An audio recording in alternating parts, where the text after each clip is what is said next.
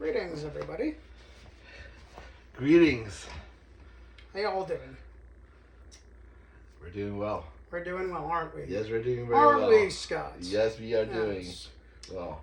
Now, this is a pilot of sorts, meeting of two minds here that, have been involved with online political activism and in real life political activism roughly for about 2 decades. Anything to say? So, me and Mike were young Republicans. Yes. Circa 2004, 2005. And we wanted to shake up the Republican Party because we were Republicans who opposed Bush neoliberalism. Yes. So we devised a plan to contact Ron Paul and urge him to run as this anti-establishment Republican against Bushism. And we wanted to unite progressives, libertarians, conservatives, and just anti-Bush Republicans as a way to split the GOP in half to get rid of the Bush wing. That's exactly the grand plan. So basically what we did was, at this time, Scott is still kind of pulling me out of the neocon mentality. I was a hardcore neocon back in high school. I was a flag-waving, Bush-supporting, Bible-thumping, Islamophobic, racist, sexist, Bush-supporting Republican. All right? I was very bad back in that time. And Scott more or less was pulling me out of that, and eventually he more or less dragged me onto the border of neoconservatism and Ron Paul thought theory. So at that point I was buying into the vision that, Ron Paul was more rational. Not that I agree with any of his economic theories today, but at the time he was more rational and believed in pulling the troops out of Iraq and Afghanistan. He was better than Bush. Better than Bush. He did not support bailing out Wall Street. Did Right. not support bombing Iraq. Mm-hmm. He wasn't a cheerleader of the British Empire or Israel. So essentially, as the plan went, Scott and I more or less propagandized MySpace chat rooms and convinced a bunch of Republicans to draft Ron Paul for the 2008 election. But not just Republicans, but also 9/11 truthers. Yes. And, anti-statist libertarians like the Vermont secessionist movement. Yes. And we engaged in dialogue with James Donnelly and Jim Babb and Jim Anderson and Gary Cartier. I think that's his name, right? I think Gary Chatier. Gary Chatier. Yeah, left-wing market anarchist. Right. So we basically, and on top of that, anti-war leftists. Yes, and progressives. And this essentially formed the nucleus of what would become the Tea Party. Yes. And which was a multi-partisan endeavor. It wasn't a GOP thing. It was people from all walks of life. You had right-wingers, you had centrists, you had left-wingers, you had white people, you had black people, you had Asians, you had a whole bunch of people saying, hey, maybe the government should be working for the people and not for corporations.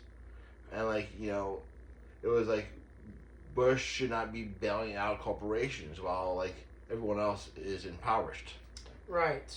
So the Tea Party in its original days was not what the Tea Party would become in 2008. In fact, most liberals believe that the Tea Party started in 2008 in response to Barack Obama, which is not true. The Tea Party started in 2006. At least the origins of the Tea Party started in 2006 in response to Bush's endless spending on endless wars and in response to Bush just expanding the security state. The Tea Party was originally an anti-partisan movement geared towards critiquing the Bush wing of the Republican Party. Started by us. Started by Mike and me. Yeah. We started the foundation of the youth movement of the Tea Party, and then that exploded into the general Tea Party movement. Right. But what happened with the general Tea Party movement was that in 2008 they became mainstream. They ceased being this countercultural movement, and they became mainstream. And then they would allow for Sarah Palin and Glenn Beck to come into their ranks and redirect the movement from being an anti-partisan, anti-neocon movement, and rediverted it to solely being against Barack Obama and the Democrats. And at this time, when I was, transforming youth politics with my activism, I was going through a whole personal transformation, because I was fighting within the Republican Party, but I was like, I'm this progressive dude fighting the Republican Party to go back to progressive roots of the GOP, and it's like, what am I doing? And then I drifted to the left, and I eventually became a far left anarchist, not in a violent way, in a very philosophical way. Like, maybe we should transform how we see ourselves and how we relate to our neighbors. And maybe we could relate to one another in a passive way as equals. Maybe we should share our wealth with one another. Maybe we should treat each other as brothers and sisters rather than competitors and opponents. I went to a slightly different direction. So I lived in Florida for a little bit, but that didn't work out. So I came back to New York in 2009. And what I did there was, I decided to put philosophy to action. At the time, I was reading lots of books. Federalist Papers, Thomas Paine, Atlas Shrugged. Yes, I read Atlas Shrugged. I read Marx's Das Kapital. I read Plato's Republic. The Quran, the Bible. Gibbon's Decline and Fall of the Roman Empire. I read all the texts that our founders read, essentially. And Herodotus, his histories. So at this time, I'm going through an ideological transformation myself. I went from neocon in high school to libertarian for this weird little period, and now I'm working with groups like Workers' World Party and the Jersey City Peace Movement. We are anti-war, pro-homeless rights, I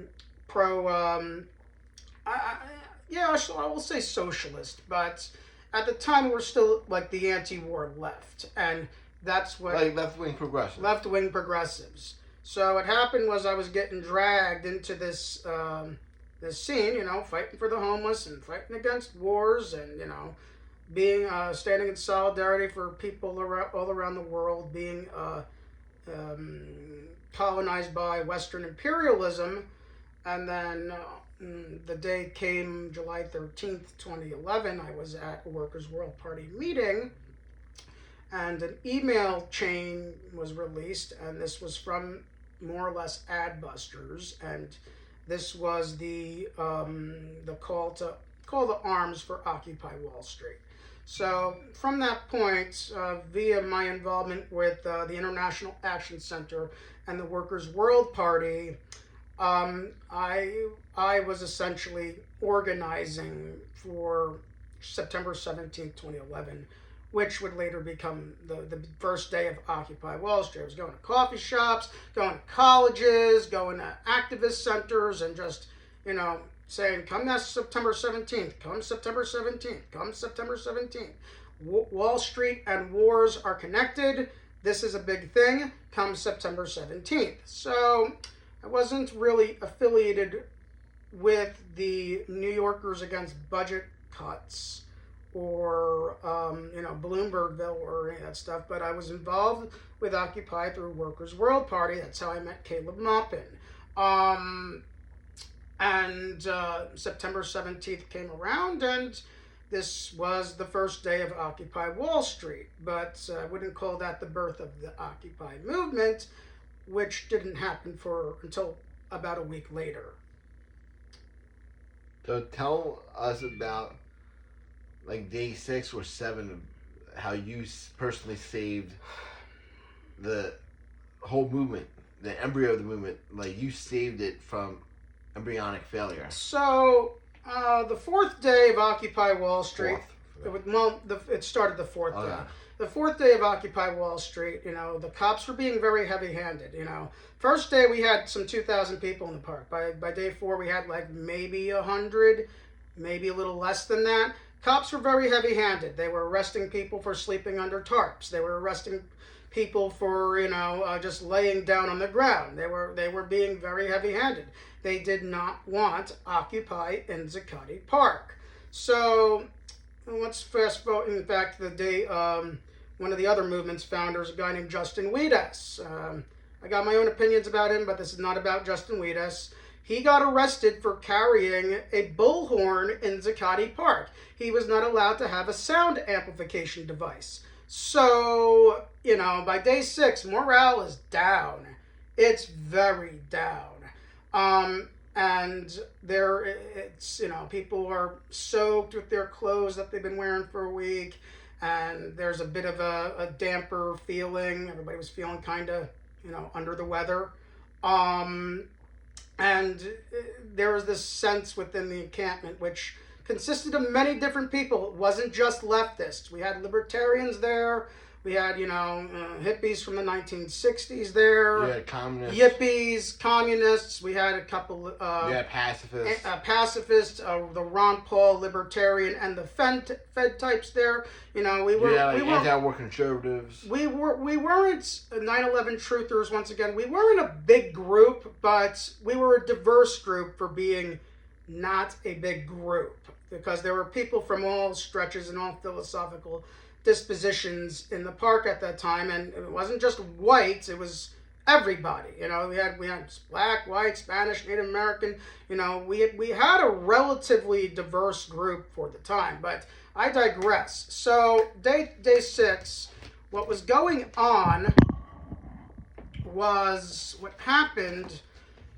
So the media center, was exposed out to the elements. They were so you go into Broadway, you walk down the steps on Zuccotti Park, about 3 tables in. That's where we kept all our computers in, on the Liberty Street side of Zuccotti Park. So there was a rainstorm forecast, big rainstorm.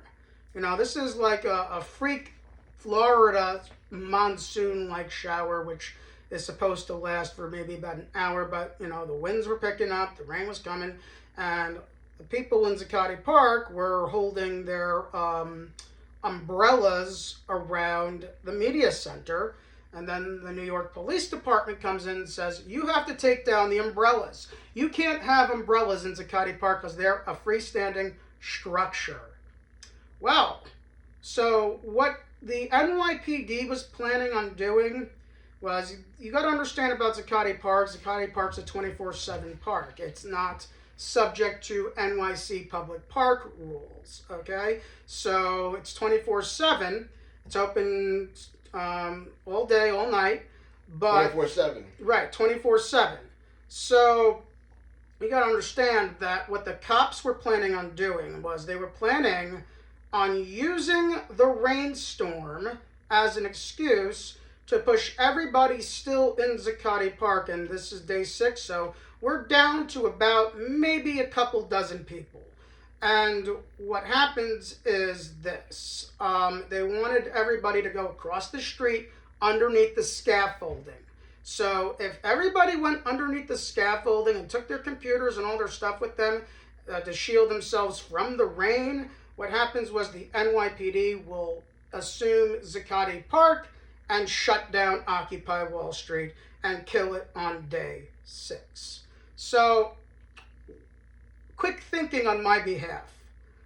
Basically, I rallied the troops together. I said, everybody huddle up, because, we wanted to keep the movement even against these adverse conditions. So I said, listen, they won't let us hold freestanding structures up, so why don't we make a non-freestanding structure? So basically, I hatched this idea where I instructed everybody to go get a bunch of garbage cans from around the park and put them around the tables where the computers were. And then I told everybody to go get some broom shafts and put the broom shafts inside the garbage cans. And then after that, I said, get a tarp and put the tarp on top of the broom shafts. And us shorter folks, I'm about 5'4", will hold on to the broom shafts. The taller folks will hold on to the edge of the tarps. And everybody get your clothes that's still dry, get whatever you can, throw your stuff on top of the computers, and everybody just pile in. So this plan was executed, and basically we created this makeshift human tent, and we weathered the storm together for about an hour in our positions, holding up the broom shafts, holding up the tarps, and piling in between, and people were putting their bodies on top of the computers to protect the computers from the rainstorm. So this was really the moment where we went from being a bunch of random strangers to being a cohesive unit. We gelled, essentially. And we weathered the storm together, and then after the storm happened, the big sun came out and shined on Zuccotti Park, and the cops were really, really fucking angry because we basically outsmarted the largest police force in the United States, just a couple dozen of us, making this makeshift tent that wasn't technically against the rules and standards of Zuccotti Park because it wasn't a freestanding structure. So that was the moment we went from being, like I said, a bunch of random people to a movement. And then the next day, that is when the pepper spray incident happened. I'm just going to use her code name. Not Cobalt, no. I'm going to use her code name, Yell. Her name was Yell. Yell. She was from upstate New York. She was a laid-off teacher. Her name was Yell. And this was during the Troy Brown Justice March from Zuccotti Park up to Broadway. The cops were very heavy-handed, and they were still probably mad about what happened the day before. That's why they were heavy-handed. And Yell and a few others were thrown behind this orange net, and Tony Baloney pepper sprayed all of them. That was the name of the officer, Anthony Baloney. So Tony Baloney, yeah, you can't make it up. He pepper sprayed them. People caught it on camera, and it went viral. And essentially, that was when it all took off. Originally Occupy Wall Street, at least the way that Adbusters, the Micah White crowd, and those folks, they thought that, or at least they viewed it that Occupy was going to be some 2-week, publicity stunt for Adbusters. But what happened was that there was a proletariat element, which I was a part of, and we essentially kind of co-opted their publicity stunt, and it caught fire, and, a month later, Occupy Wall Street, this Adbusters publicity stunt, becomes a full-fledged movement that spans across some 900 cities in 80 countries, and this only took 1 month. So that is my claim to being one of the founding members of the Occupy movement. I'm not the guy who thought up of the Occupy Wall Street protest. I mean, I helped get it off the ground as a Workers' World affiliate, but the protest and the movement are two different things. So like I said, So you could also say that you have been foundational at the foundation of the Ron Paul movement through me, yes, the Tea Party movement through our groups, yes, and Occupy through your affiliations with other groups. yes. Essentially, I'm connected to both the Yes. Occupy Wall Street movement and the Tea Party movement. Right. So, over the years, things get very crazy.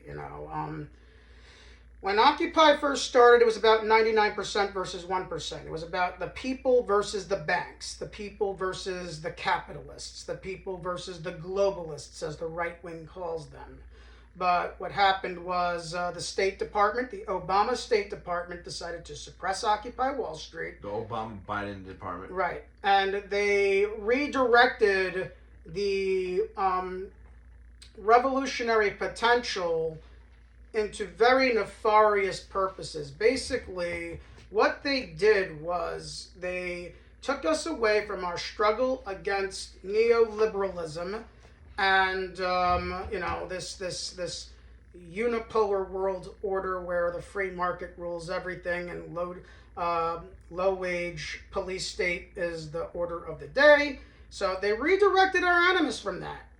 And there's a guy named Aaron Black who was key in establishing this redirection. Aaron Black was a MoveOn.org operative connected to Laura Dawn, who was in there from the Democrats, and he used the anti-partisan message of Occupy Wall Street. Well, because we were opposed to both Democrats and Republicans. He used the anti-partisan message to solely focus on the Republicans, even though the Democrats are basically woke Republicans.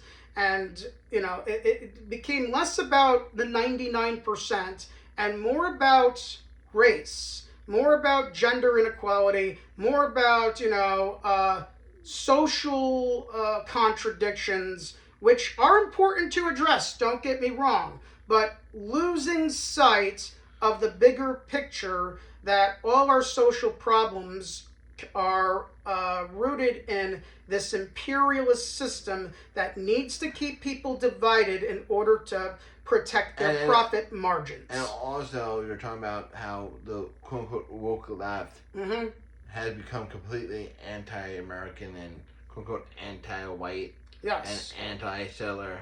Yes. So, here's the thing. Anti-male. The way that I look at it is that Anti-West in the current state of the left is essentially identical, almost structurally identical to the pro-Bush war on terror foot soldiers of the Christian evangelicals, and I know that because I was one of them.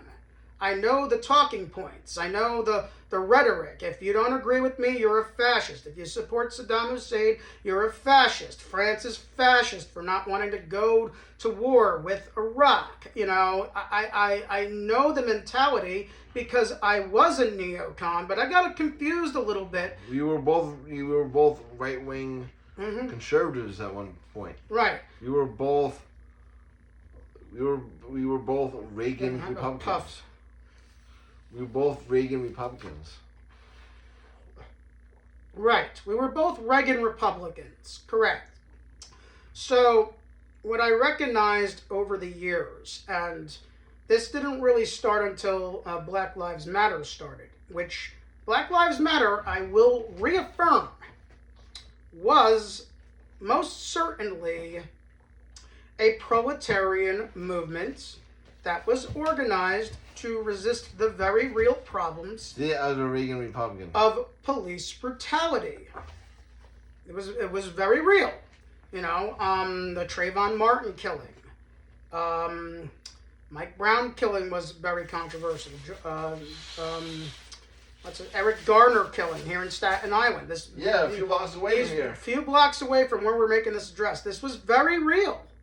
Very real.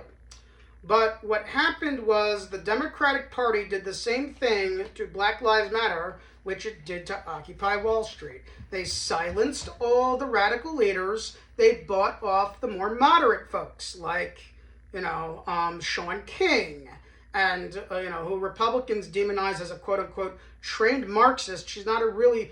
I wouldn't call her a very well-trained Marxist, consider she owns a bunch of homes, but Patty Cullors is another one of them. So, she gets rich off of this struggle, never-ending struggle of police violence against black communities. And, movements are created to stop problems. They're not supposed to be created to perpetuate problems. And here we go, the police brutality has not ended because it's supposed to continue on design as a way for Democrats to keep fundraising off of police terror, which they refuse to do nothing about. So there you go. What happens essentially is, and on top of that, I was all supportive of when, the Antifa and Black Lives Matter crowd went down south and tore down statues of Robert E. Lee and, Stonewall Jackson.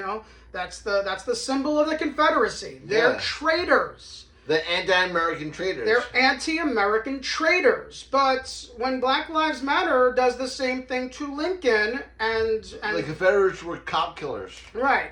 They do the same thing to Lincoln, and they do the same thing to Grant, and they do the same thing to Teddy Roosevelt. Listen, I know that their social views are not congruent with the social views of the 21st century. But we need nuance here, folks. You can't just look at things back in the 1600s and say, oh, people were so backwards back then. They were all racist, sexist, blah, blah, blah, blah, blah. Back then, people didn't have electricity. People didn't have the internet. People didn't have, all the things that you take for granted today and helped shape you into becoming an enlightened human being. Back then, people were different, all right? Things change. Conditions change. So you can't be too harsh with the past when, every nation state on earth engaged in barbarism back then. Every nation state, not just the United States, the United Kingdom. The United Kingdom had a global empire.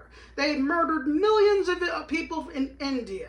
They murdered millions of people in South Africa. They murdered millions of Aboriginal Australians. You had Timur before the Columbian times, who murdered 17 million people between the years of 1395 and 1403.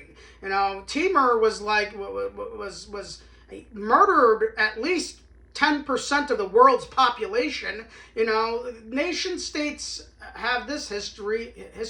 Historical progress is not always ideal. It is brutal. It is harsh. History is not a black and white thing, more so as history is covered in blood. But things do get better. People do improve. Nation states improve. But the thing is, you bring it up to these modern day leftists who are trying to fit their 21st century postmodern views into a 17th century context. It literally makes no fucking sense. Now, let's fast forward to today, in 2022. Politically or philosophically, how would you describe yourself? I would describe myself something akin to a progressive Republican. I do uphold the progressive vision of Theodore Roosevelt.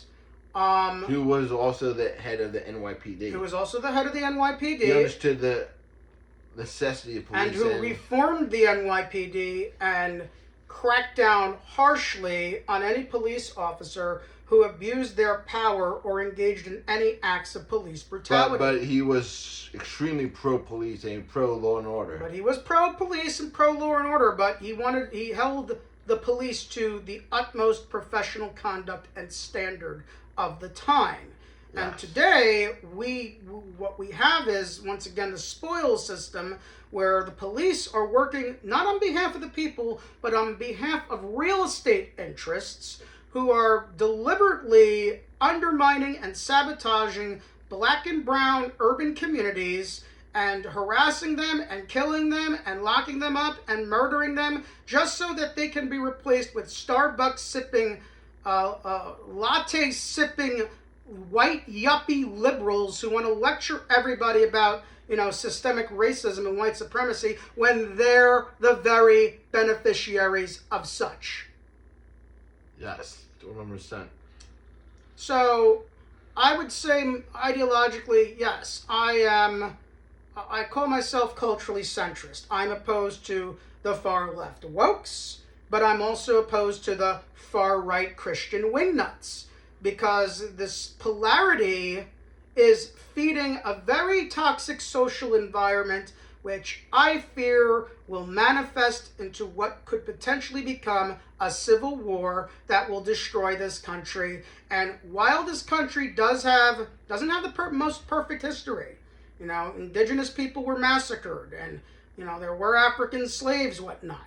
This is known, but the revolution against the British Empire was a good thing in the overall long-term geopolitical history of the world. And that revolution against the crown, which was sparked by a left-wing radical named Thomas Paine, is very much worth upholding. Awesome. And I would consider myself a progressive Republican in the tradition of Theodore Roosevelt. I'm a Bull Moose Red. Bull Moose Red, because the color of the Bull Moose Party, the Progressive Party, was red. So at this time... And now the red is the Republican Party, and I'm a Republican. So at this time, despite Republicans still being a little backward, they're very Trump obsessed. They focus on Trump. Trump can do no wrong. Trump can't, Trump is horrible, sexist, racist, bigoted, blah, blah, blah, blah, blah. Okay? At least that's what the left says. But, the Republicans are kind of lost in this pro-Trump thing, and they cling to Trump, not because they're as bad as the liberals say that they are, but because the Republicans are beginning to open up their eyes and realize that something is very wrong. And that something that is wrong is rooted in the Bush neoconservative wing of the Republican Party. The people, I'm not a Marxist, but I like to study Marx at times. And Marx was very big with, looking for the people in motion. Look for the people in motion and latch onto them to make change. And the people in motion right now are the Trump people. They're the people who are in the streets. They're the people who are passionate. They're misguided, but we can capture hearts and minds through engaging with them. So the rank and file of the Republican Party, look past the Trump stuff. Look past it. And listen to what they are saying. They're saying, break up big tech, break up big finance. That workers should run Walmart. Workers should run Walmart in certain cases. Some of the neocons continue in their brainwashed stupor of being anti-union, but... Yeah, we're talking about the street Republicans. We're talking about street Republicans. Street Republicans have become, rhetorically, without knowing it, they're extremely left-wing in their rhetoric. They're critiquing the global 1%. The neo-capitalist system, the neoliberal capitalist system. Right, they're critiquing the neoliberal capitalist system, but they think it's socialism. Yeah. And that is because these people on the other side, the left, believe in this weird variant of socialism where nobody works, nobody pays rent, basic income for all. That's not really what socialism is. What these people on the left believe in is in this Malthusian outlook of degrowth. We have to go back to a more primitive time. Green energy and green, windmills and solar panels, and they want to go backwards. They don't want to invest in nuclear energy. They don't believe in that. They're not. They also don't believe that the people, the public, should own the modes and means of production. What they expect is more or less for these people up in the World Economic Forum, the Davos gang, Bill Gates, Klaus Schwab, Prince Charles, they expect that they go along with their their climate alarmism. And that's not saying that climate change isn't real, but there's something going on here, okay? It's like how the right-wing Christians believe that these are the end of days and Jesus is coming back. Well, the same can be said for the left, that they believe that these are the end of days and that, the climate's going to melt down and everybody's going to die, when really the truth is kind of somewhere in between these two extreme views, all right? Yeah, climate change is a problem, but the alarmism is a bourgeois fabrication to get people into crisis mode because they know that the neoliberal system is failing. Right now, let's talk about the road forward, the path forward, our new republicanism, our new federalism, and also our new revolution against the British Empire. Yes. So, and Toryism. I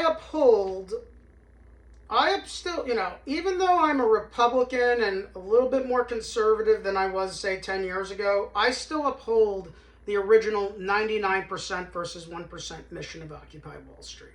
I will carry that to my grave. The robber baron industrialists are the scum of the earth, and they need to be punished severely. And you know what? The people in the Republican Party are calling for that, even though they think that the bourgeois are supposedly socialist, which they never were and never will be. Liberalism and Marxism are not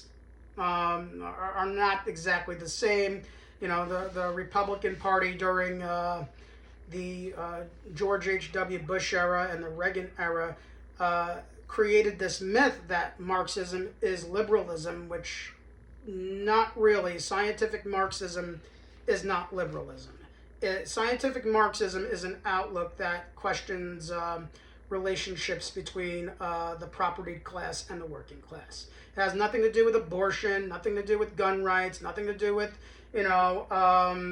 postmodern identity politics. It's not about kids' education. It has nothing to do with critical race theory, which I interpret is not cultural Marxism, but a CIA program that was purposely installed by the State Department to divide people. Yes, I believe that schools should teach kids about, the systemic racism and, structural inequities, but not in this distorted term where social conditions of 1619 equal the social conditions of more or less 2022 after we had a civil war which ended slavery, except for, the prison clause. And we had a civil rights movement led by, Webb Du Bois and Paul Robeson and Dr. King and Rosa Parks and Claudia Jones and Malcolm X and A. Philip Randolph that pushed us forward. The left doesn't understand historical progress. And our tradition of historical progress is worth upholding and informing people about. But instead, you don't uphold the historical progress. You say, oh, no, America did this bad and that bad and that bad. Everything about America is bad, which it's half and half. Half of our country's history is reactionary. The other half of it is progressive.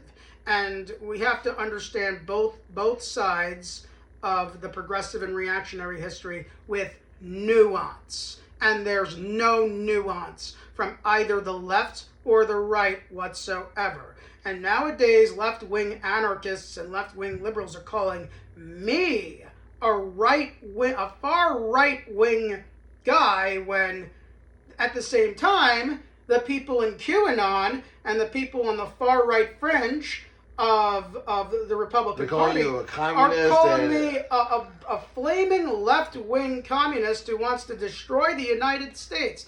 This polarity needs to end. So, they're both deranged and they're both delusional. Deranged and delusional. So, you know what I did? I decided to buck the trend and I decided to become a Republican once again. Huzzah. Yeah, huzzah. Just like how I was Republican back in high school, I'm a Republican once again, but with very different views compared to the current Republican Party and the current Democratic Party. So, that's why I decided to become a Republican, because the left has gone so far socially to the left that they're now calling center leftists far right wing. And this is toxic. This needs to end. Completely toxic. Mm-hmm. And I feel like a lot of trained Marxists, quote unquote trained Marxists, are Trotskyists. Trotskyists are neoconservatives. Yes.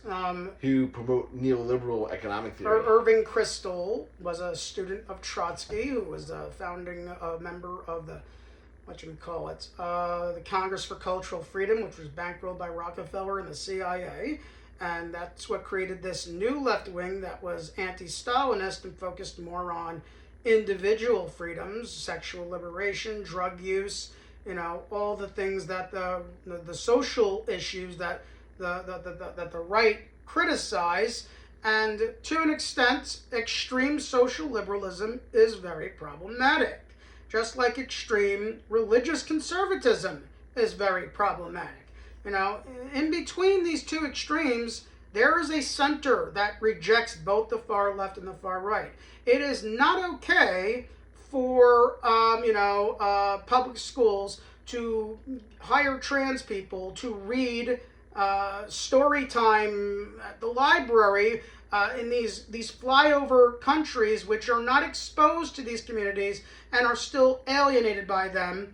And while at the same time, it's not okay for the right-wing Christian evangelicals to send their kids off to like Jesus camp, where they are trained to reject progress in every form because Jesus is coming back. Which, sorry, no, he's not.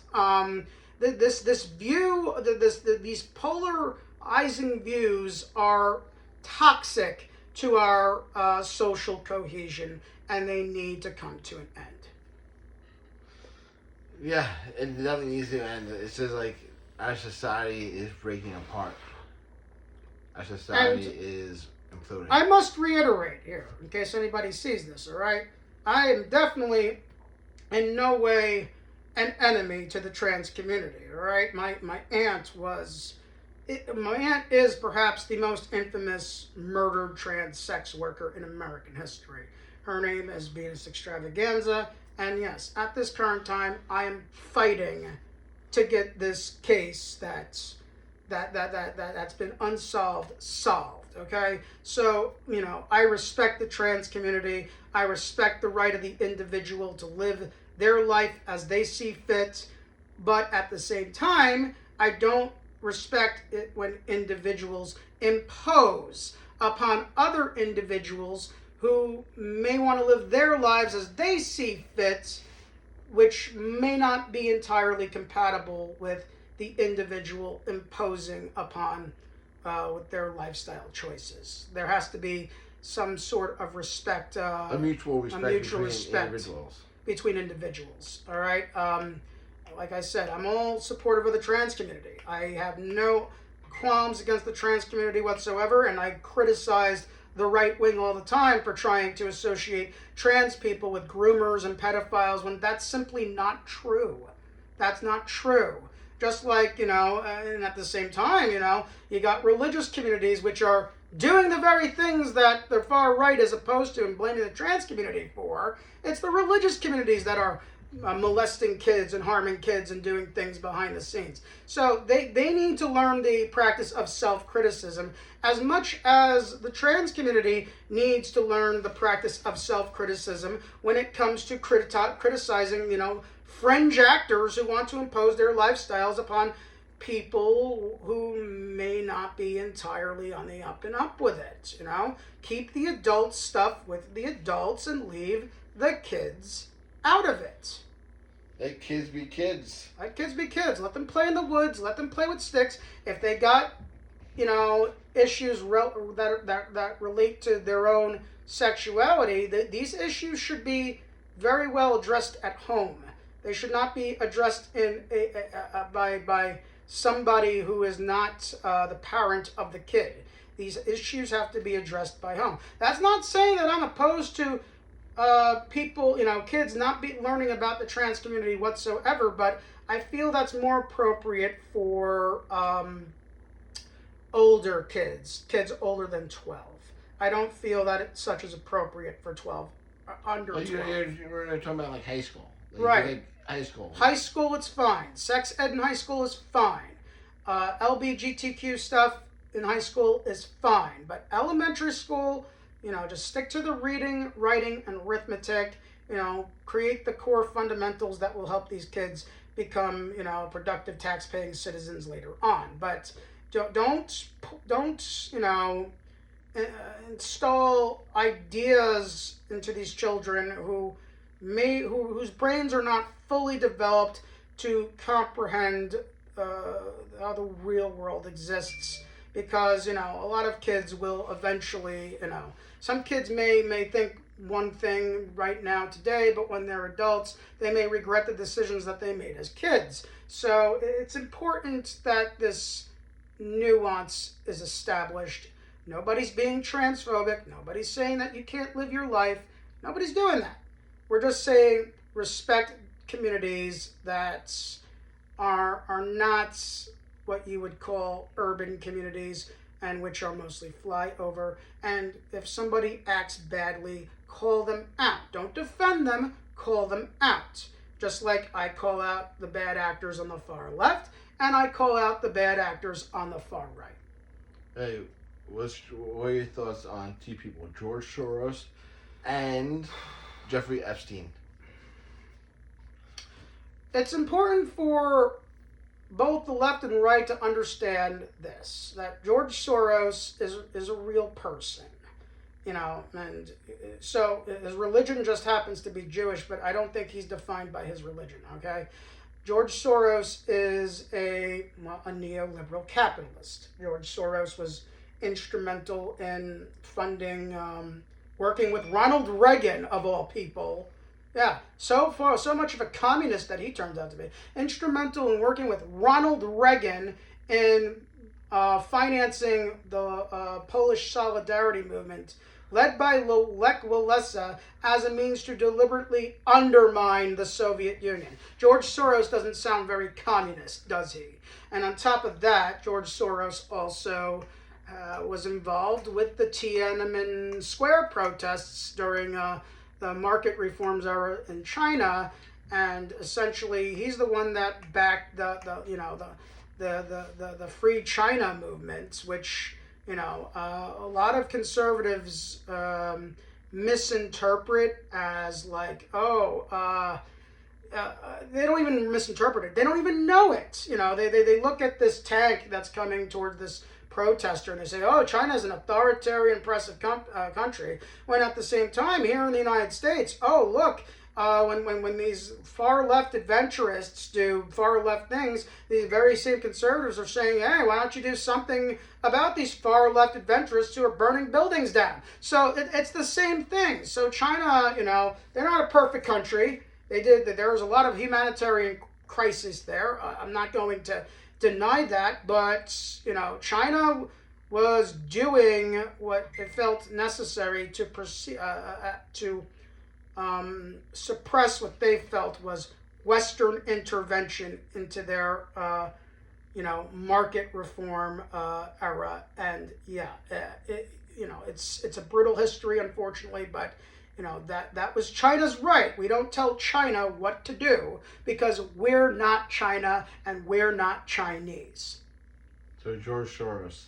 So George Soros is not some spooky, kooky globalist, working with, he's a neoliberal, but he's not some kooky socialist globalist that wants to install this one world Zionist world order where he works with the Rothschilds and the other spooky Jewish families like the Ships. That's not the case, okay? Not the case. No, George Soros works in tandem with ancient European monarchies and aristocracies, which have been attempting to carve up the world for the past 1,000 years since the Crusades. All right? So, you can't say George Soros is some spooky globalist, socialist, communist boogeyman when he works for the neoliberal system that the conservatives are opposed to,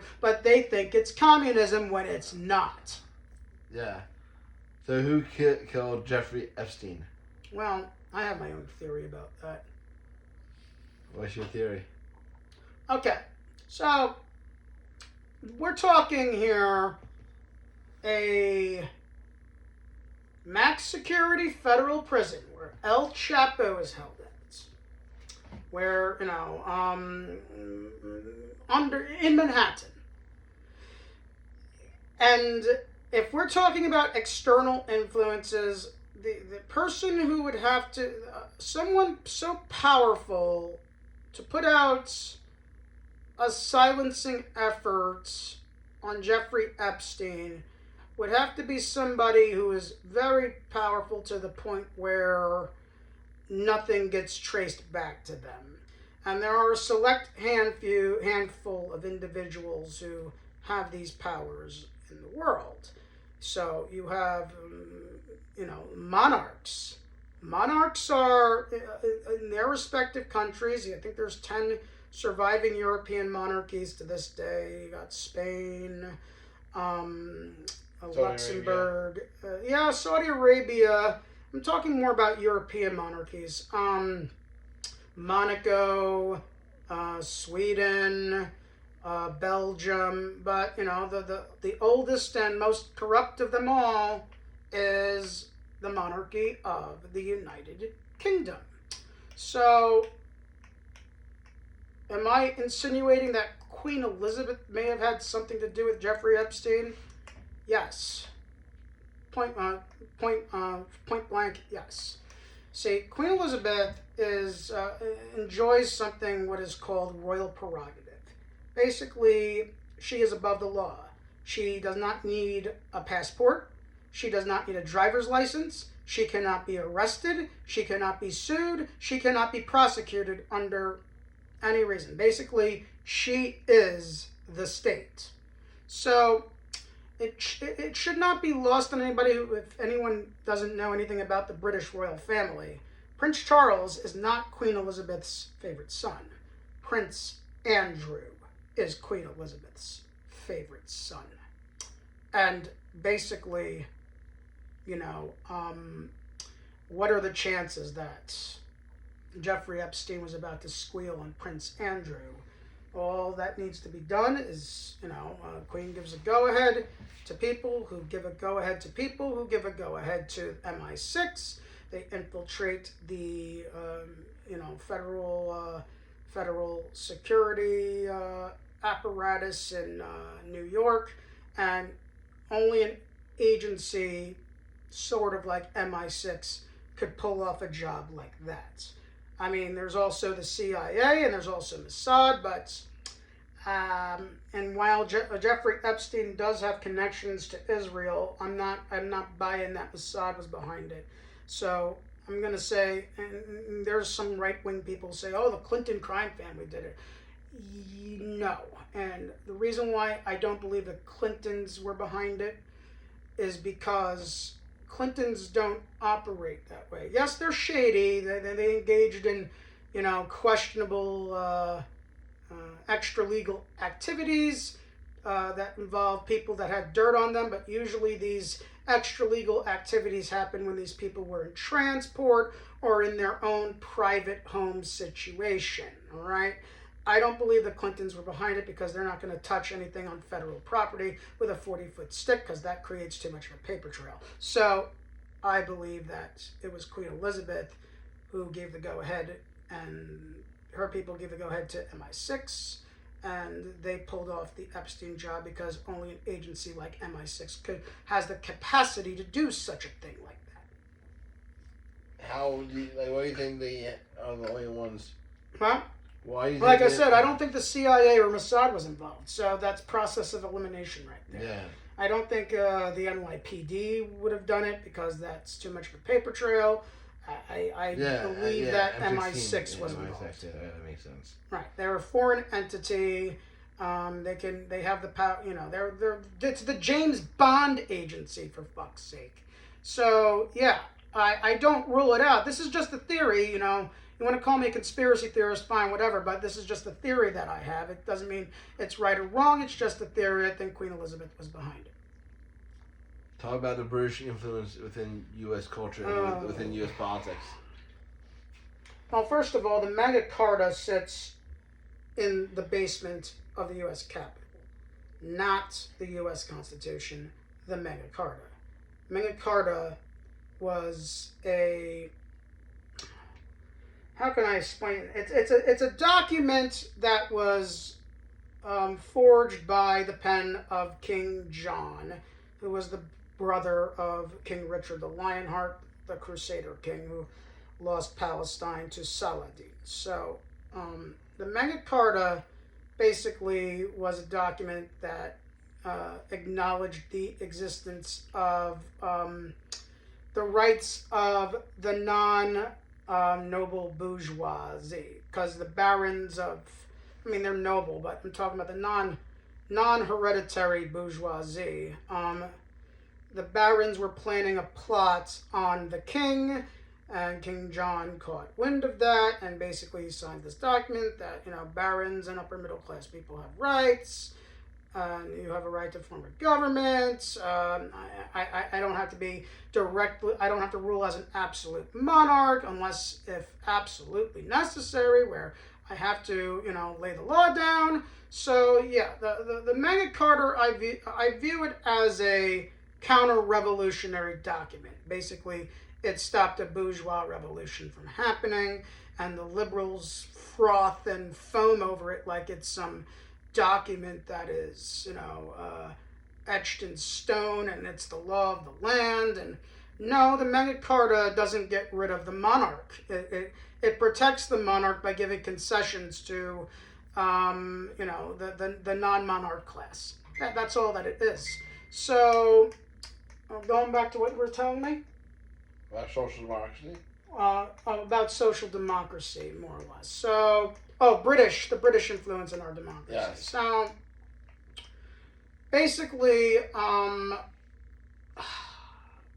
not really more British influence, it's British history with the United States. The British Empire. The British Empire. So, the American Revolution was a movement of historical progress. Its faults notwithstanding, I'm well aware that the southern slave states wanted to expand westward to increase their profit margins at the expense of slavery. I'm very well aware of that. But nonetheless, at the time, the British Empire was the ruling world order of the day. And when the American Revolution happened, that disrupted the global world order of the British Empire. And I believe that Britain never really got over that. And I'm not saying this as a conspiracy theorist, I'm just following historical patterns here. The British have been fighting Ireland for 900 years. The British fought France for 200 years. The British waged, war on Napoleon for almost 20 years, okay? So the British don't just let things go. So essentially, history has proved examples that the British were always kind of like our frenemies. After the American Revolution happened, the Federalists did come into power, and Alexander Hamilton did get in bed with British bankers because he felt that he probably could outsmart them with his American system, but no, not quite. But anyhow, it was the British bankers who basically funded infrastructural projects. We didn't have a firmly established national bank at the time, so it was the British bankers based out of the City of London who funded the Erie Canal, who funded the railroads, who funded the telegraph. They basically funded all these early American infrastructure projects, and the National Bank essentially was basically a tax revenue collection service as a means to pay back debts that were financed by the Anglo-American bourgeois establishment. So you had that. But then there was the issue of the French Revolution and the rise of Napoleon. And that complicated some matters because the Federalists were against Napoleon and the Jeffersonian Democrats, because Thomas Jefferson was the founder of the Democratic Party, they were in favor of Napoleon. No one would say in favor of him, but they had a lukewarm They were friends of the attitude. French Revolution. Right. They had a lukewarm attitude towards him. You know, evidently the Louisiana Purchase happened. Jefferson dealt with Napoleon, but the thing was, you had this competition of geopolitical powers. You got the brand new United States. You got Britain, which is still trying to cling on to its empire, and you got this upstart Napoleon who was raising hell and toppling monarchies all across Europe. And ironically, which I think was his dumbest move, was making himself an emperor when he never needed to do that. He was just a revolutionary general. All right. And he wanted to rid Europe of monarchs. Right. Yeah. He was a monarch that wanted to rid Europe of monarchs. Can you make that up? Right. He was a revolutionary Republican. So anyhow, Jefferson kind of waffles on this whole thing, and he doesn't do what he's. Well, it doesn't start with Jefferson. It starts with John Adams. You know, the XYZ affair. Basically, the French were trying to strong arm the Americans into being involved with the Napoleonic War. There was a quasi naval war between the Americans and France, but that didn't really materialize into anything major. But what happened was John Adams passed the Alien and Succession Acts, or Alien Sedition Acts. Alien and Sedition Acts, not secession, sedition. Passed the Alien and Sedition Acts, which basically, cracked down too harshly on anyone who was pro-British or pro-French, and that kind of blew up in his face. And then Thomas Jefferson becomes president of the United States. But Jefferson moderates. He's no longer this radical revolutionary who was always a hypocrite from the beginning. Okay, I understand his role in writing the Declaration of Independence and his contribution to greater world history, but I am not a fan of Thomas Jefferson. All right, I felt Thomas Jefferson was a bit of a flake. Not unlike liberals are today. Jefferson was the standard bearer of say one thing, do something else. Right, writes about freedom, owns slaves. Writes about limited government, expands into Oregon, basically.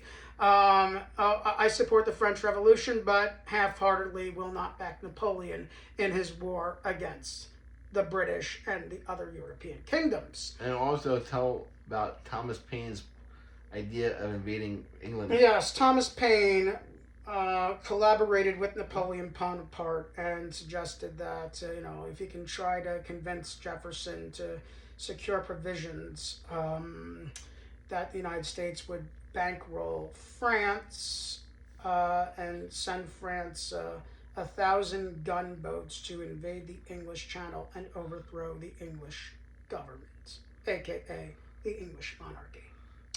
To form the Republic of England. Right, to form the Republic of England, essentially. But it Which happened. you still want. But that never happened.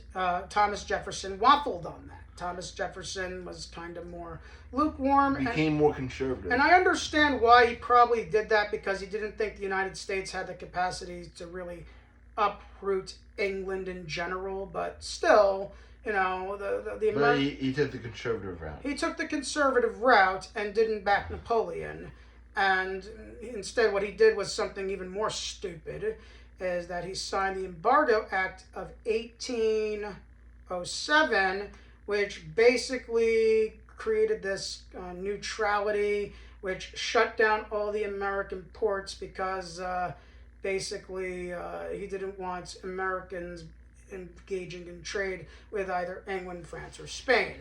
And that blew up in America, the face of the early United States, because that plunges the U.S. into a severe depression, because at the time, the biggest economy, the biggest sector of the mercantile economy was shipping. And Thomas Jefferson killed that. Probably also deliberately, because his vision was the United States being an agrarian-run society, not a mercantile banking-run society that favors the cities. So Jefferson had a little bit of, I would say, political bias in that decision. But what happens is eventually, Jefferson is later succeeded by James Madison.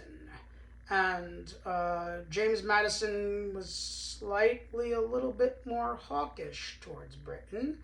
And eventually, he had the American ships patrolling the Atlantic, and he also wanted to seize Canada. He wanted to seize Canada, but what happened was, because of his designs on Canada, the British started capturing American sailors and impressing them into service, and that basically creates the conditions for what leads to the War of 1812.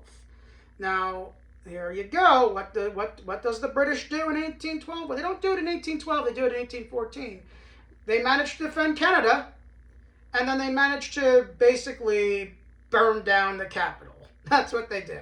And the White House. They burn down the Capitol and the White House. The Republicans believe that, the U.S. won the War of 1812. No. We survived it. We survived the War of 1812, but Britain slightly got the upper hand. So that's the thing. The Americans did not win the War of 1812. That's a myth. But we weren't defeated. We weren't wiped out. Right. We weren't defeated. We weren't wiped out. There were big victories in Baltimore and New Orleans after the war had ended. That was Andrew Jackson with that thing. But nonetheless, Americans, withstood the war, but didn't gain Canada and didn't outmuscle the British. The British got a slightly better hand out of that. All right. So then you got the situation in 1835, where it's a theory. This is not, I can't really definitively prove it, but it's a theory that I have. So there was a big fire on Wall Street. I think the date was December 21st, 1835. It was the second largest fire in American history. It was the first largest was Chicago in 1871. But the 1835 fire, basically what happened was a fire mysteriously breaks out down in the Wall Street area by Coney's Slip and spreads upwards. It's east of Broadway, so it's Wall Street area to the East River up to right around where the South Street Seaport is. So, fire happens. Nobody knows how it happens. Nobody knows. And the fire spreads and burns down a quarter of what was once all of New York City. Eventually, New York will expand to 5 boroughs much later on in the 19th century, but originally New York was everything south of essentially, it goes Wall Street, Chambers, Grand Street. New York was everything essentially south of Grand Street at the time. You had Greenwich Village, but Midtown, as you know, it wasn't developed yet. Harlem was still a small village, and everything else was rustic, essentially. So this fire burns down a quarter of New York City, specifically the Wall Street area, and the municipal police department, which not quite the NYPD yet. They were still neighborhood-controlled police departments, not centrally controlled police departments. They can't use the water to put out the fire because the water pipes are frozen.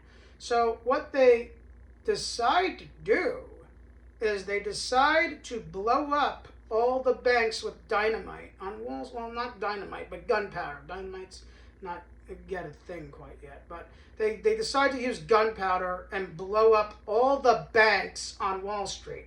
Boom, boom, boom, boom, to create this massive firewall to prevent the fire from spreading to the Lower East Side. So what a coincidence that all the buildings that were blown up were banks. What a coincidence. And so essentially, this would bankrupt the fire insurance industry.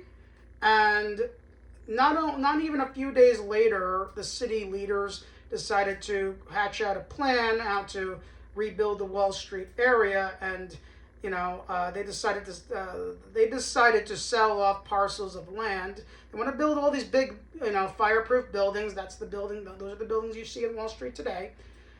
But they were selling off parcels of land earlier in the 19th century, which went for like $90,000 a parcel. Yeah. Now these parcels of land are going for $500,000 a parcel. And this is on top of bankrupting the fire insurance industry. So what does this have to do with England? Well, the bankers had foreknowledge that the Bank of England and the Barings Bank were about to recall the debts. And those debts are basically the money that England lent out to the early republic to build infrastructural projects like, once again, the Erie Canal, the railroads, aqueducts. You get the idea. So that was their way of paying London back. So yeah, I believe that the British were involved or indirectly involved with the Great Fire of 1835. But once again, that's a theory. You can either believe in it or not, but that's my theory, all right?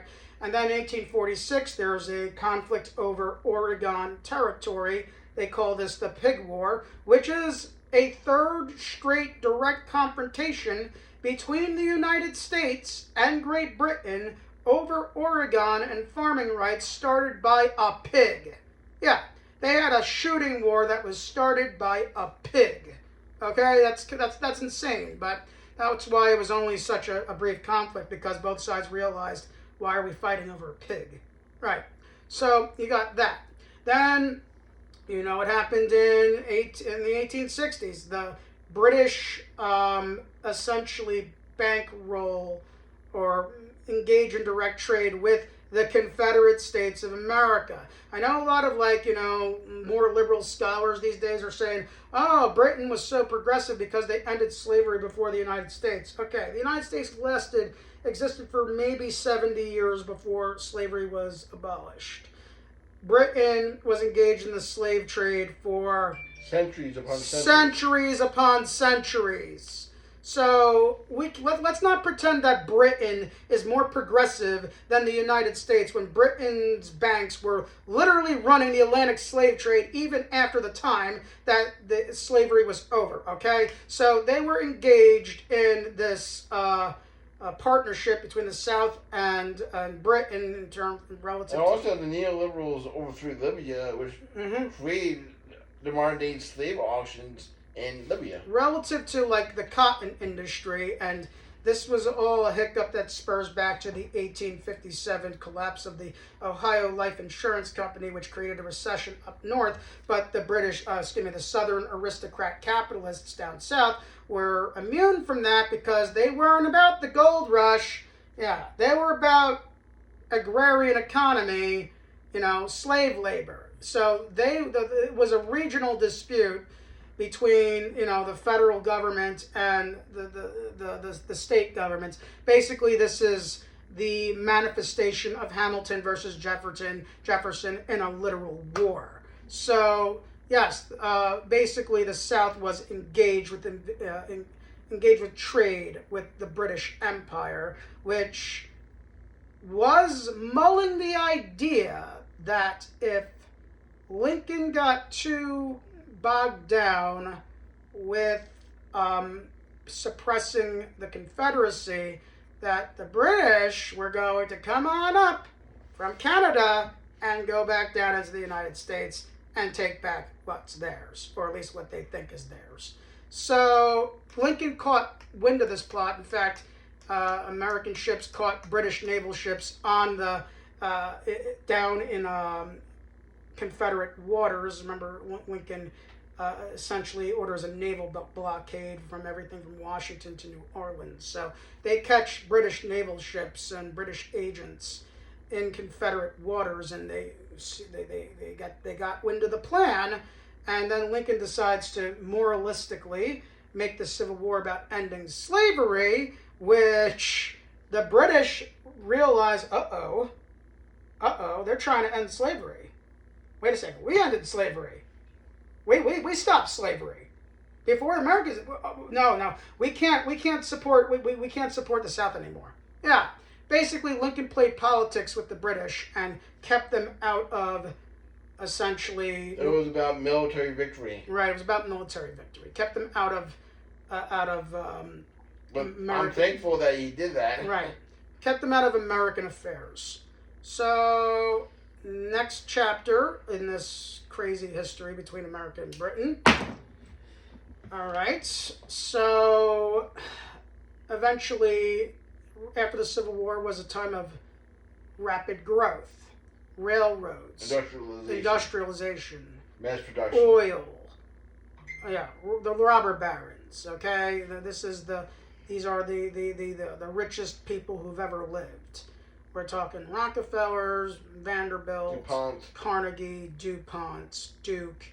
The robber barons, or as the liberals call them, the men who built America. Bullshit. Labor built America. Yeah, labor. So Labor and immigrants. So eventually, what happens is, there's this weird period of time where the daughters and sons of the American industrial robber baron class get this new fixation for Britain. Like, oh, they're nobles, they're old money, they're landed aristocracy. Hey, let's marry into the British families. Let's marry into the British nobility. And who is the most poignant example of all this? Winston Churchill, okay? His mother, Jeanette Jerome, was the daughter of Leonard Jerome, who was a Vanderbilt partner. All right, so Jeanette Jerome goes over to England and marries Sir Randolph Churchill, and they have Winston Churchill as a son. Okay, so there is now intermingling between the American robber baron class and the British nobility, and then basically, what happens. You got the progressive era, which is looking to beat back curb back the excesses of the Gilded Age, and people like bring Teddy more, Roosevelt. and Robert, what's his name? Robert M. Lafayette. Is that his name? Yeah, but yeah. Right. You have Upton Sinclair. Upton Sinclair, Debs. Although Roosevelt was kind of a bourgeois reformer, but nonetheless, he was still a progressive relative to his time. All right, so... Wanted universal health care. Right, he wanted universal health care, and he wanted a national bank, but not what became the Federal Reserve. A national He bank... wanted a public bank. He wanted a bank run by the United States, ran by the public, and policies... For the public, and policies voted upon by the public. He didn't want this weird... Interest-free loans. Right. He didn't want this weird, usury. This weird central bank that we have today, which is not really publicly owned, but more so privately owned and influenced by multinational corporations that really do not have any allegiance to the American people. The Federal Reserve has more in common with BP than PBS. Right. So the people who are running the Federal Reserve are essentially these robber baron industrialists that I neoliberal capitalists. They're neoliberal capitalists. Woodrow Wilson, who was sympathetic to the Southern cause, mind you. Wilson and Roosevelt were not alike. They were both progressives, but one was distorted progressivism, and the other one was more of a national progressivism. So Woodrow Wilson basically signs the Federal Reserve Act into law, or I think it's Christmas Eve, 1913, something like that, which essentially hands our currency over to these perverse robber baron types that I brought up previously, who are intermarried into the British nobility. So, yeah, basically our economy is not exactly in our hands, at least not our currency. And then over the years, what happened, of course, was, the gold standard gets taken away, and Kennedy tries to back the dollar with silver certificates, but that did not come to pass, and we know why. And as far as who I think had Kennedy killed, well, who do you think who had him killed? Ireland and Britain have been fighting for 900 years. Irish Catholics and British Protestants don't get along, and I'm pretty sure the higher ups, the nationalistic higher ups of the Anglican Church don't want Irish Catholic presidents more powerful than them. And that takes us to another situation that I got to bring up. The Suez Canal incident of 1956. So you got the situation with Nasser, who decides to nationalize the internationally owned Suez Canal for Egypt, and France and Britain lose their shit over this. Like, what? No, that belongs to us. So they try to, start a military intervention, and then Britain goes to the United States and says, hey, Eisenhower, will you send troops to help us take back the Suez Canal? And Eisenhower says, no. You're going to take this issue to the United Nations and you're going to debate this like adults, okay? No. The United States is not going to help you take back the Suez Canal. Figure that out yourselves. So, essentially, this marks the end of the military empire of the British Empire. This was the begin. This marks the formal end of it, when they lost the Suez Canal. But, not to be slighted.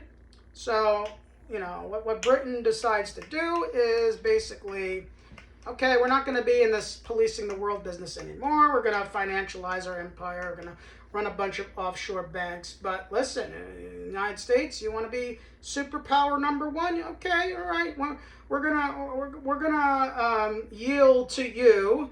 And meanwhile, the United States more or less becomes buddy-buddy with Great Britain after World War I and definitely after World War II. So Britain's like, well, yeah, okay, we're gonna help finance your military, and that's what they do. And there's this anti-communism thing that comes about, and the way I interpret it is that communism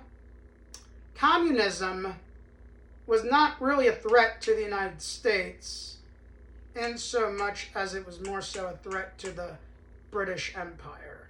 Because remember, the British Empire still, while they folded up their military occupations, they still kept their banks and all these countries that they used to have their military in. So they were threatened by... They had their own neoliberal capitalist empire. Right. They already had their own neoliberal capitalist empire, which, basically the United States essentially spent trillions upon trillions of dollars suppressing the spread of communism to protect the profit motives of London and Wall Street bankers. So, 4 million people died in Korea, give them hell, Harry. 2.2 million people died in Vietnam. Hey, LBJ, how many kids did you kill today? Right. Basically, the United States has been doing the dirty work of protecting the British and Wall Street the neoliberal empire of the city of London and Wall Street, which their money is interlinked because, the robber barons and the British nobility are married to each other. So, eventually, Ronald Reagan comes into power later on, and he helps... That was pretty much the lapdog of Margaret Thatcher. He was essentially the lapdog, exactly. He was the lapdog of Margaret Thatcher. He helped suppress the Irish Republican Army, which was attempting to fight to free Northern Ireland from the Britain. a British, well, your thoughts notwithstanding about the IRA's methods, they did some very questionable, if not straight up unethical things, but at the same time, as the old saying goes, the ends justify the means. That's not me saying I support what the extra legal activities or unethical activities that the IRA did. I'm just saying that it is what it is. All right. So, Reagan helped Thatcher suppress the IRA, and then helped kill Bobby Sands. He helped kill Bobby Sands, and then Reagan, knowing about dedicated to stopping the spread of communism. Reagan basically can't intervene directly in South America because the global South is becoming communist and socialist now. So he has to do it indirectly. And what Reagan does is that he dispatches the CIA to go to Israel, and the CIA will make overtures to Iran, who's fighting the U.S.-backed Iraq during the Iran-Iraq War, and they sell, arms for capital, and then the CIA will take that money and distribute that capital to Vatican bank accounts and Swiss bank accounts, who then funnel that money to South American death squads to kill communists. And in exchange for that money, the South American death squads, the freedom fighters, the Contras, they will give cocaine to the CIA, and the CIA will pump that cocaine into all the American inner cities that were distressed by deindustrialization, and essentially destroy these communities that were once thriving black and brown communities in the 1950s because they were able to get jobs and work in manufacturing, whatnot. Basically, the crack epidemic destroys these communities and paves the way for the gentrification that we have today. So you got that as well. So basically, the United States is spending all this money on endless wars, spending all this money on giving corporate welfare to all these multinational corporations, which are also tied to London. And what do these multinational corporations do? They stash that money in Caribbean offshore bank accounts, which are owned by the British Commonwealth. So they uphold upwards to about $52 trillion worth of capital. I would say roughly, maybe 20 to 30 trillion belongs to the United States, and the rest of that money belongs to all the other countries that they looted. So basically, as a ways to deflect blame from themselves, the ruling class, the political establishment creates these mythical boogeymen, communists, and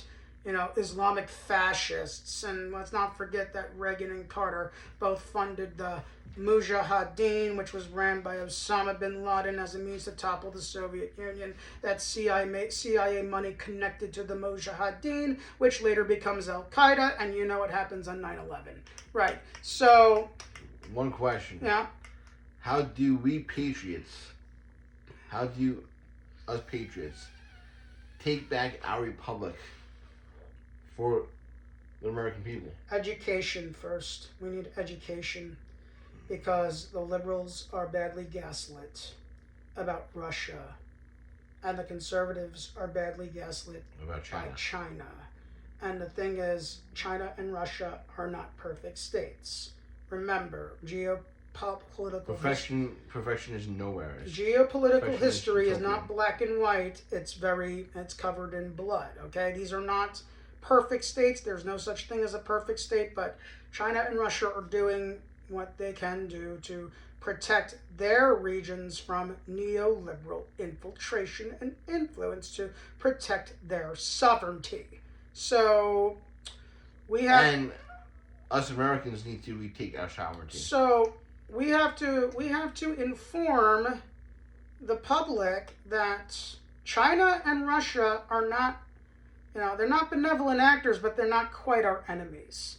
Our enemy is this weird London Wall Street connection, which upholds the Anglo-American neoliberal empire. And, basically we have to withdraw from the Jay Treaty. We can't be friends with Britain anymore because they are a toxic friend. They're a parasite that has been that's been a leech upon the capital of our republic to support their own profit motives. And by that, I mean the British aristocracy. I have no ill will towards the people of England who want a republic, but this is against the British aristocracy, and this is against other monarchical and aristocratic institutions throughout Europe which work in tandem with the British aristocracy. Down with feudalism. Yes, down with feudalism. The World Economic Forum does not want to take us into... So, going back on Marx's theory about socialism, he said that feudalism gave way to capitalism, but after we reach a certain point of technological progress, that capitalism will eventually transition into socialism. And I believe that these monarchist institutions are deliberately working to stop that Marxist theory from becoming a reality. They are deliberately interfering with socialist states and other states that are not in line with the neoliberal agenda as a means to force their markets open to keep the empire going, and the empire needs to die. So what's our current plan for the GOP, for the Republican Party? So the Republican Party is in a time of flux right now. So you have a lot of people. So here's the thing. I don't view Trump voters as necessarily bad people. They are very misguided and they're very ill-informed, and this is due to, decades upon decades worth of CIA-sponsored, deep state-sponsored Cold War BS. Cold War propaganda. And they need to, but at the same time, they're calling for federal government action to break up big tech and big finance and, And they're also talking about worker self-management. Restore more or less socioeconomic equilibrium between the petty capitalists and the state. They perceive that, the too big to fail companies at the top are making way too much money, and that's interfering with their ability to make money. But they perceive it in distorted terms because they think it's the government that is preventing them from making money, when in one respect, yes, but it's not the government of the people. It's the government of the corporations. Our political institutions have been corrupted by private monopoly capital. And Republicans don't quite understand that. And they need to get it through their heads that this is what's going on. Meanwhile, the Democrats are not doing anything at all about it. They're like woke neoliberalism. They're woke neoliberalism. They're woke Reaganites. They're attacking people. Joe Biden is just a blue Reagan. They're attacking people who don't go along with their program.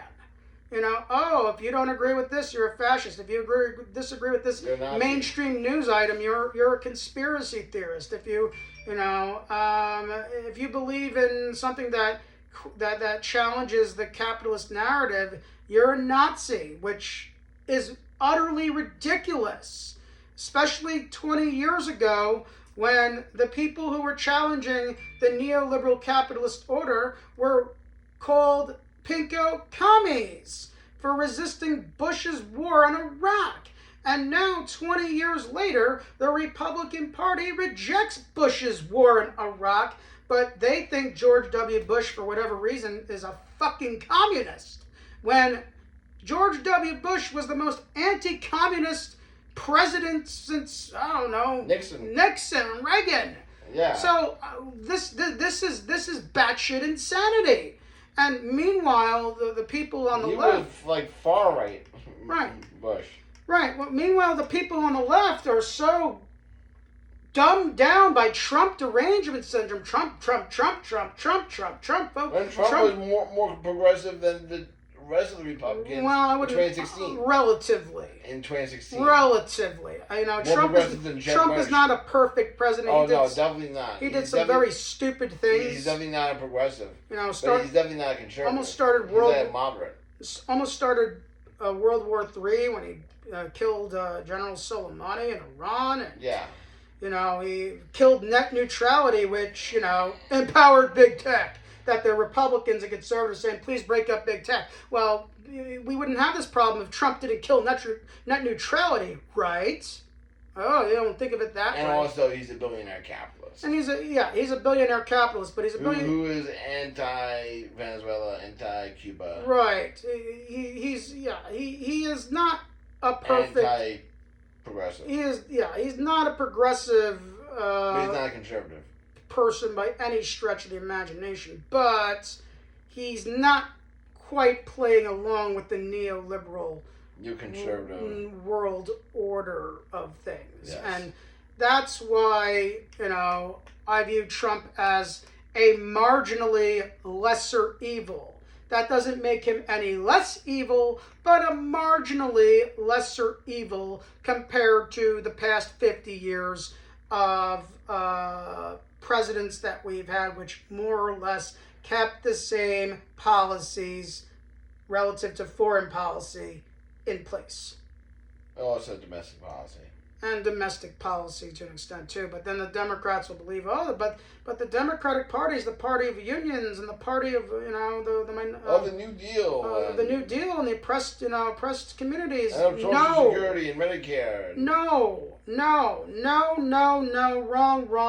The Democratic Party was that for about 12 years, okay? Between the years of 1932 and 1945, okay? That's when the Democratic Party represented those things. After that, Harry Truman sold out FDR and he sold out the Roosevelts, and he took the Democratic Party further and further and further to the, not even to the center, to the right. Yeah, to the right, yeah. He took the Democratic Party to the right, and every successive president, including LBJ, even though he did the whole Great Society thing, LBJ started the war in Vietnam, okay? The Democratic Party is not a progressive party. They haven't been progressive since Franklin Roosevelt, all right?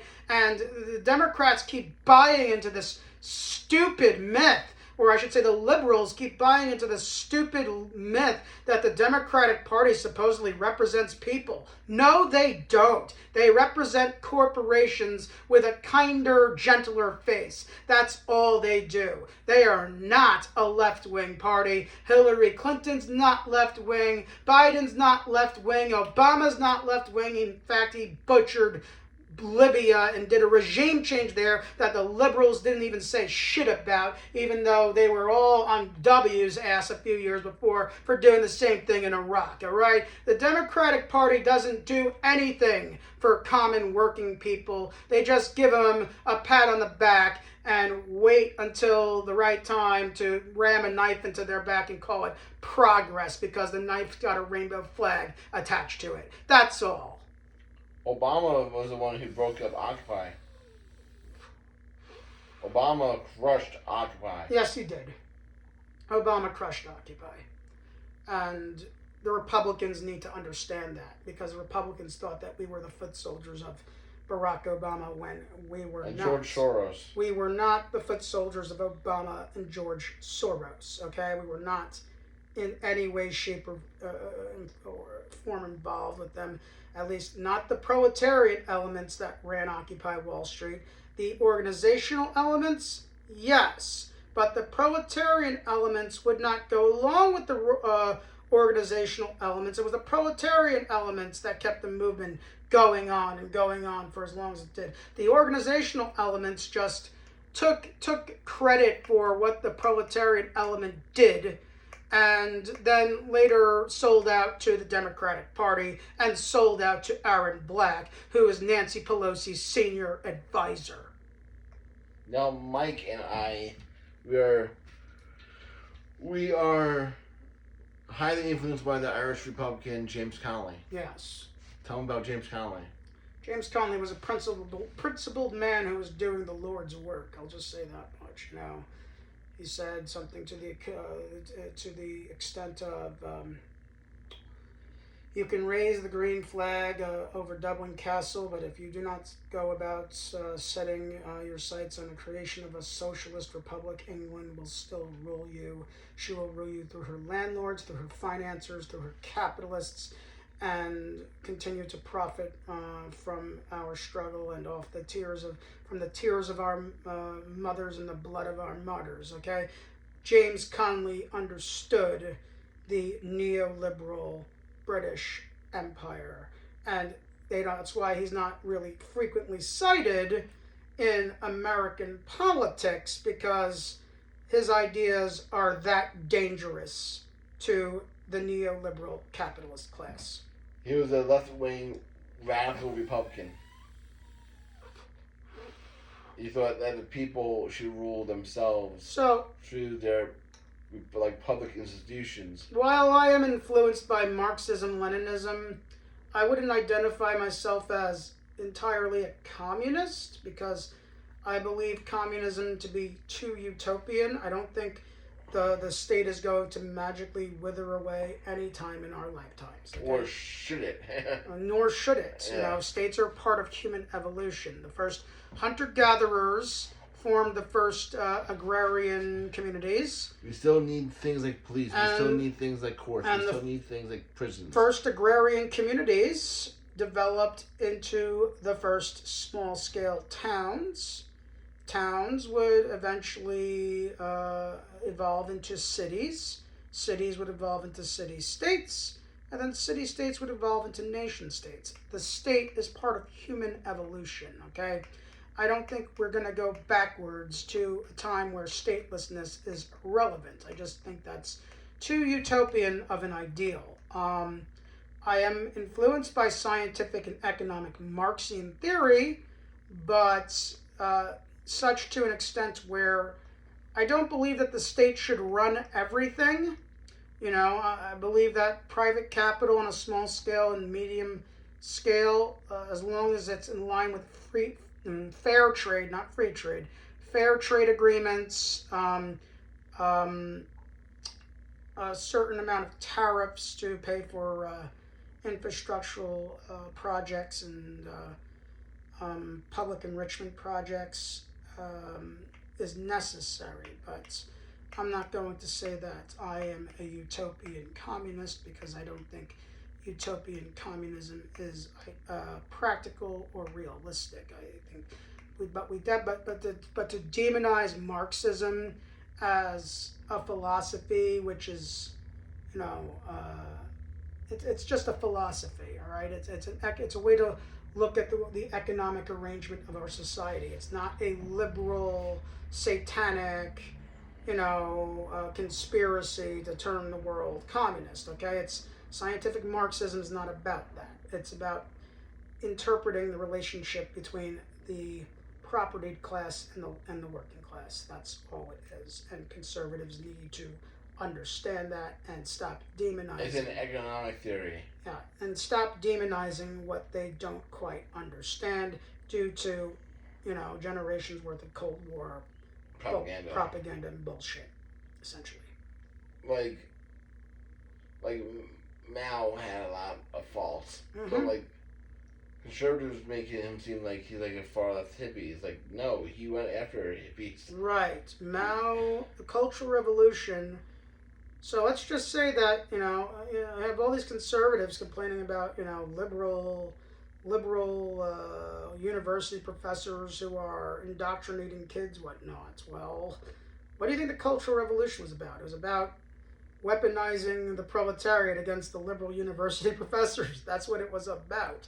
So I don't know why conservatives hate Mao so much. Is because he's evil and he's Chinese, and because apparently they'll say, oh no, he was a dictator who killed millions and millions of people.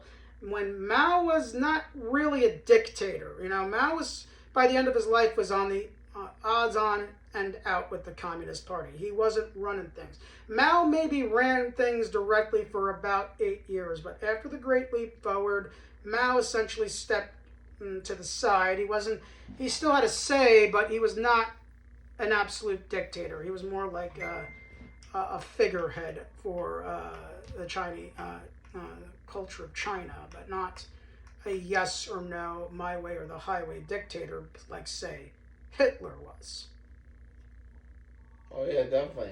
Mao is essentially the George Washington of modern China. That's what he is. You know, communism notwithstanding, Mao essentially organized the peasantry and to essentially arm themselves and train themselves to fight for a greater collective purpose to evict Japan out of China, and later on the capitalist nationalists led by Chiang Kai-shek, who also killed millions upon millions of people. But we don't talk about Chiang Kai-shek that way because he's on the side of the West, even though Chiang Kai-shek was just was if not more brutal than Mao was. But oh no, Chiang Kai-shek's the good guy. Mao's the bad guy because Mao is not aligned with the West. It has nothing to do with body counts. It has to do with economic systems and defying the neoliberal economic order, which Mao defied, which Chiang Kai-shek believed in and wanted to be enforced. And also, speaking of progressive leaders, like FDR actively backed Ho Chi Minh and Mao Zedong. Yes, he did. And Mao and Ho had nothing but respect for the tradition of American republicanism. But don't tell that to and Uncle Ho Chi Minh, actually, when he stood up for the independence of Vietnam, he cited Jefferson's Declaration of Independence, and he started his Revolutionary War against the French Empire with the words of American radicals and American revolutionaries and American Republicans. But don't tell that to the pro-British neocons who are all about keeping the world's markets open against the will of the people who don't want the world's markets open because they want to own their own natural resources and determine their own economic destiny absent of British and American influence. Yes. And the Vietnam War, I see both sides because I am with the American nationalists say, hey, support our country through thick and thin. Mm-hmm. But I also understand that the Vietnam War, the soldiers were warriors, but the politicians who sent people to Vietnam to die, they're the enemies. We do not support the wars. Because the war in Vietnam was anti-Republican, anti-progressive. Right. And it was about suppressing human democracy against and to promote bourgeois imperialism. Those wars were not about protecting the freedom of Americans from the communist threat. Those wars were about protecting the freedom of the London and Wall Street bankers who to keep making profits in areas where they were not welcome. Yeah, the Vietnam War, like British oil was behind that whole conflict. So the Republican Party, as it exists today, is starting to wake up to this idea that these endless wars are not, and I mean the Republican Party, I mean the rank and file Republicans, the MAGA people, some of the Q people, they're waking up to the idea that these endless wars are not helping America, but bankrupting America. But they do not understand that these endless wars are a byproduct of neoliberal capitalism, not neoliberal socialism. That's ironic. So instead of demonizing Trump supporters and attacking them for supporting Trump and attacking them, they don't know any better. They know that Trump is not like the rest of the people. They don't know any better. You have to educate them. You have to get into these communities and tell them what is what, because they're ready to hear the message, but you got to be firm with them. You got to let them know that you mean business, and you can't just demonize them for supporting Trump when Trump was not more of the same. You don't have to like Trump. You don't have to agree with Trump. You can think Trump is the Antichrist for all you care, but he does not represent more of the same. He's not the Bush, Obama, Clinton regime. He represents a deviation. He represents a deviation of that. It's not about racism and sexism and homophobia. I mean, yeah, there were elements to it because Trump pandered to these folks who, reactionaries who don't really understand how human progress and human civilization work. But at the same time, it's not the social aspect of Trumpism that you need to pay attention to. It's the structural aspect of Trumpism, which is hostile to neoliberalism and hostile to Americans paying for NATO to keep expanding the markets to help British and American capitalists. And it's about, Which ties into the situation with Ukraine. Right, which ties into the situation with Ukraine. So that's a whole different can of worms. I don't really feel like getting into much of that. But yeah, I think this was a nice pilot episode. But yes, this is a pilot episode. We haven't really thought of a name for our... But we'll figure it out. We're open to suggestions. Right, we're open to suggestions, but yeah. So, signing out. Signing out.